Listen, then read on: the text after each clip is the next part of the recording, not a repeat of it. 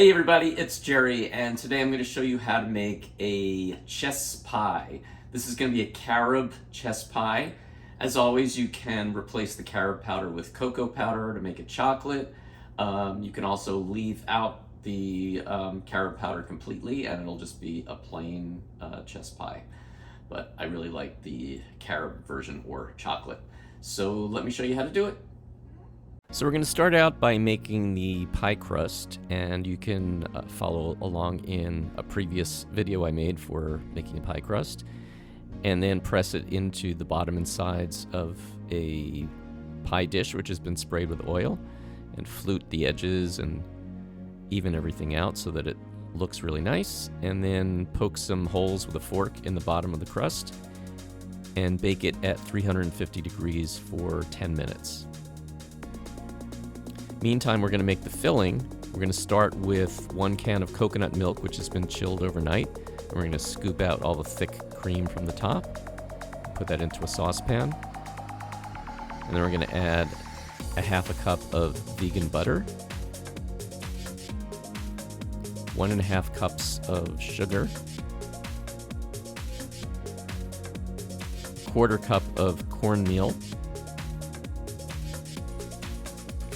1/4 cup of carob powder, and you can also use cocoa powder if you want to make it chocolate, a tablespoon of baking powder, and optionally 1/8 teaspoon of black salt if you want that slightly eggy flavor. Meanwhile, in a small bowl, we're going to take 1 tablespoon of kuzu and pour in a little bit of the water from the coconut milk can, and mix that together. And just keep stirring it until it's completely dissolved. And then set that aside. Meantime, we're going to heat up the contents of the saucepan over medium heat. Let everything mix together. And you want to bring that to a boil. And once it starts boiling,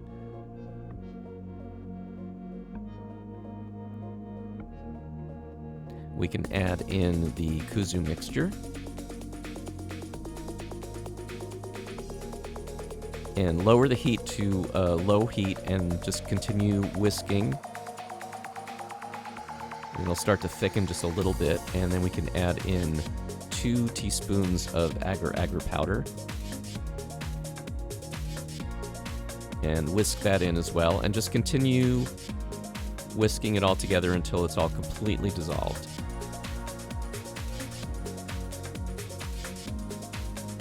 Just take a minute or two.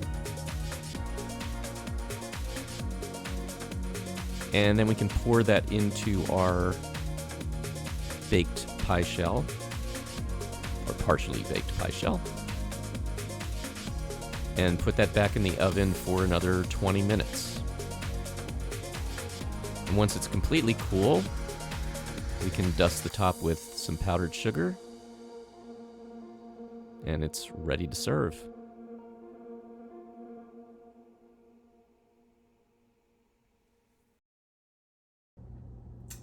Thanks everybody for watching. Please tune in next time for some more recipes, and remember to like and subscribe, and I'll see you next time.